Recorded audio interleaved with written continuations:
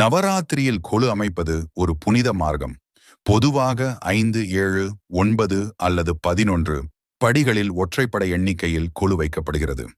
இதில் 9 படிகள் மிக முக்கியமானதாக கருதப்படுகின்றன. முதல் படியில் புல், பூண்டு, செடி, கொடி போன்ற தாவரங்கள் வைக்கப்படுகின்றன. இரண்டாம் படியில் சங்கு, சிப்பி போன்ற ஓரறிவு உயிரினங்கள். மூன்றாம் படியில் எறும்பு, கரையான் போன்ற மூன்றறிவு உடையவை. நான்காம் படியில் நண்டு போன்ற 4 அறிவு உடைய உயிரினங்கள். ஐந்தாம் படியில் பறவைகள், விலங்குகள் போன்ற 5 அறிவு உடையவை. ஆறாம் படியில் மனிதர்கள், ஏழாம் படியில் சித்தர், முனிவர் போன்ற ஞானிகள். எட்டாம் படியில் நவக்கிரகங்கள் மற்றும் தெய்வங்கள். 9ஆம் படியில் சிவன், விஷ்ணு, சக்தி போன்ற பரம தெய்வங்கள் வைக்கப்படுகின்றன.